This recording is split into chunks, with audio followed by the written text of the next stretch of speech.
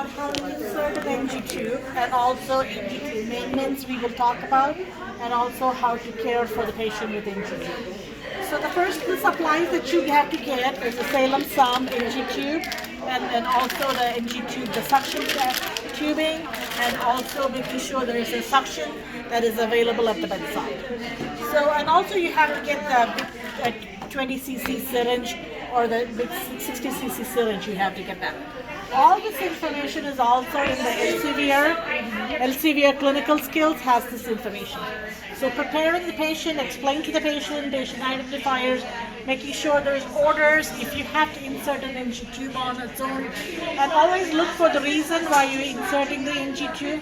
Is this because the patient has been nauseated a lot, and is it because patient is needing an NG tube because the aspiration is a tumor, or patient's nausea, vomiting?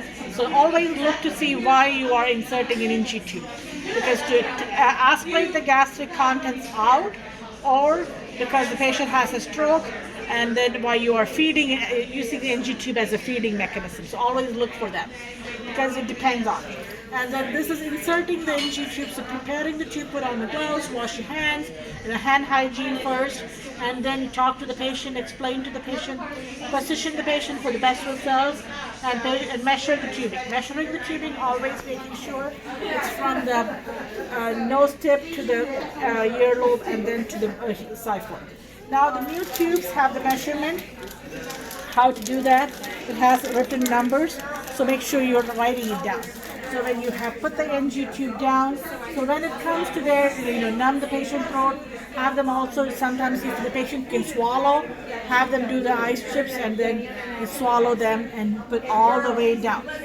All the way down, and then write that down how much it is at the tip of the nose. So during each shift, during the assessment, you're making sure it's right there. And secure the tube, how it's according to the policies, what do you use? Like you can cut the strips and you can secure the tube.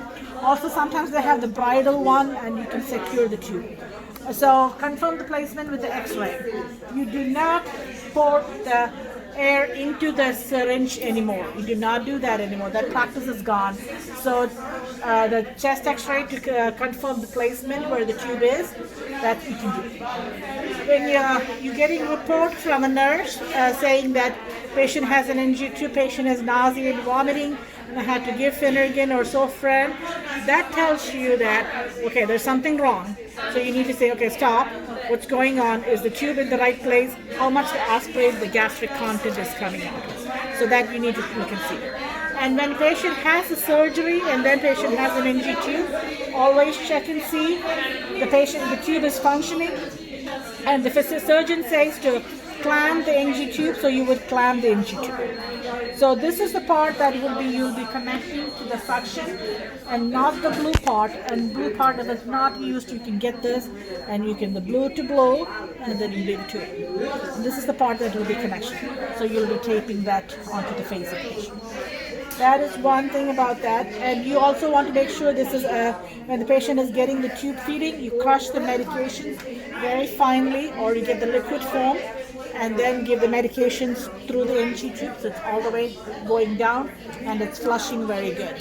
So always look at that, and you document in the LDA, Line Drains and Airways, in the Care Connect, to document where is the NG tube, how much is at the tip of the nose, and it's functioning properly every time. Any other questions you guys have? That's very good. No, thank you.